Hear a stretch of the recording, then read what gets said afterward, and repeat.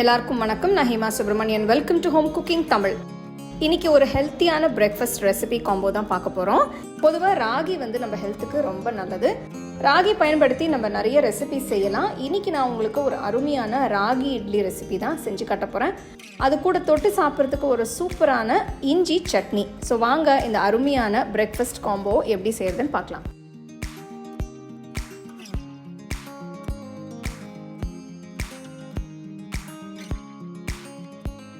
இதுக்கு 100 மில்லி டம்ளரில் ராகி எடுத்து ஒரு பவுலில் போட்டு தண்ணி ஊற்றி ஒரு 3 மணி நேரம் ஊற வைக்கணும். 50 கிராம் உளுத்தம் பருப்பு கழுவி தனியாக ஊற வச்சுக்கோங்க.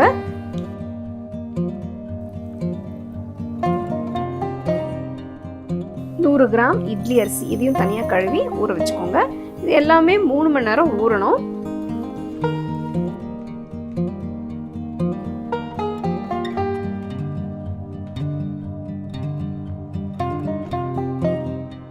முதல்ல உளுத்தம் பருப்பை அரைக்க போகிறோம். ஊற வச்சு தண்ணியெல்லாம் ஊற்றிட்டு உளுத்தம் பருப்பை மிக்ஸி ஜாரில் போட்டு தேவையான அளவு தண்ணி ரொம்ப கொஞ்சமாக ஊற்றி நல்ல மையாக அரைச்சி வச்சுக்கோங்க. தண்ணியை எடுத்து ஒரு பாத்திரத்தில் வச்சுருங்க. அடுத்தது ராகியும் இட்லி அரிசியும் இதையும் சேர்த்து நல்ல மையாக அரைச்சி வச்சுக்கோங்க.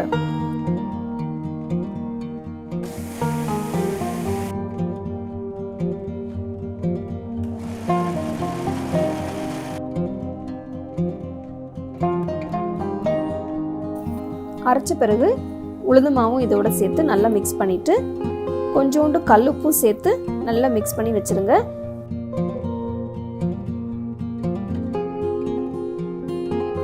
இப்போ அரைச்ச மாவை 8 மணி நேரம் வெளியில வச்சிருங்க. அடுத்த நாள் பார்த்தீங்கன்னா நல்லா பொங்கி இருக்கும். இப்போ மாவு நல்லா பொங்கி இருக்கு. இட்லி தட்டை ரெடி பண்ணிட்டு இந்த மாவை கிளறாம மேலோட்டமா பொங்கின மாவை மட்டும் கொஞ்சம் கொஞ்சமா எடுத்து இட்லி தட்டில் ஊற்றி இட்லி செஞ்சுக்கலாம்.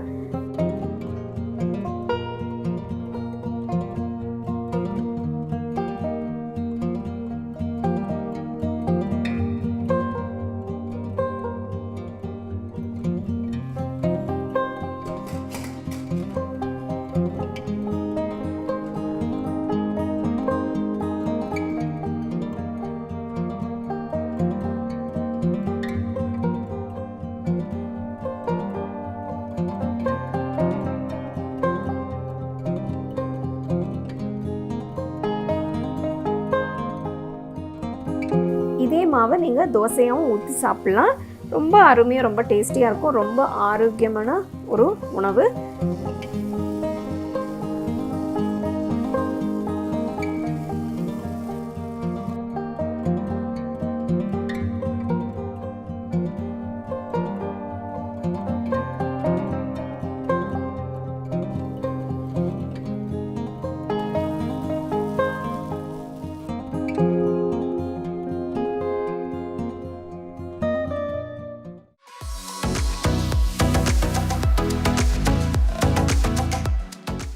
இஞ்சி சட்னிக்கு சில பொருட்களை வதக்க போகிறேன்.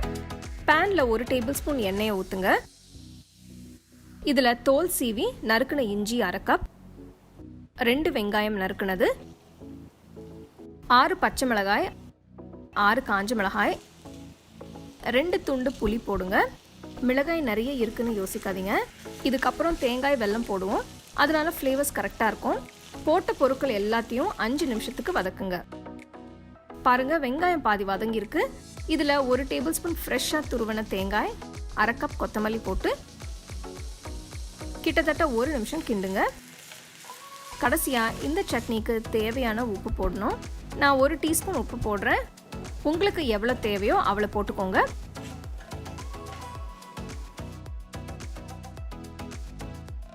அடுப்பை ஆஃப் பண்ணிட்டு பிளேட்டுக்கு மாற்றுங்க.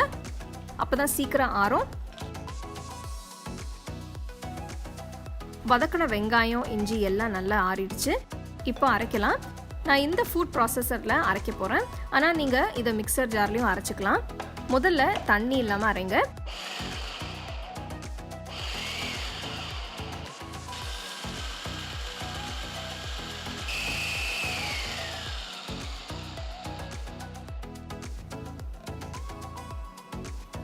இப்போ கொஞ்சம் தண்ணி ஊற்றி சட்னி கன்சிஸ்டன்சிக்கு அரைச்சிருங்க.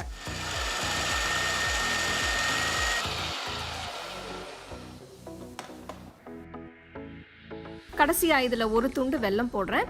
நம்ம போட்ட இஞ்சி, பச்சை மிளகாய், காஞ்ச மிளகாயோட காரத்தை பேலன்ஸ் பண்ண வெல்லம் போடணும்.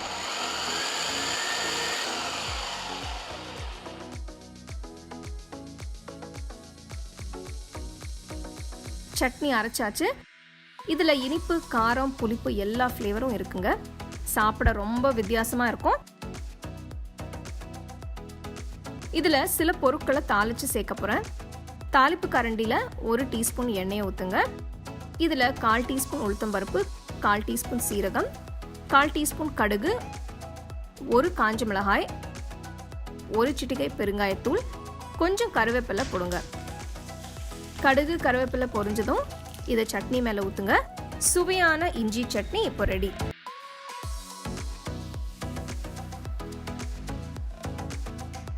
ஸோ ராகி வாங்கி நீங்கள் இந்த மாதிரி டிஃப்ரெண்ட்டாக ஹெல்த்தியான பிரேக்ஃபாஸ்ட் ரெசிபீஸ்லாம் செஞ்சு தரலாம். எல்லாருமே நல்லா விரும்பி சாப்பிடுவாங்க. கண்டிப்பாக நீங்கள் ட்ரை பண்ணி எப்படி இருந்ததுன்னு எனக்கு சொல்லுங்கள். உங்களுக்கு இந்த ரெசிபி பிடிச்சிருந்தா லைக் பண்ணி, ஷேர் பண்ணி, ஹோம் குக்கிங் தமிழ் சேனலுக்கு சப்ஸ்கிரைப் பண்ணுங்கள். மறக்காமல் பெல் ஐக்கானை கிளிக் பண்ணுங்கள்.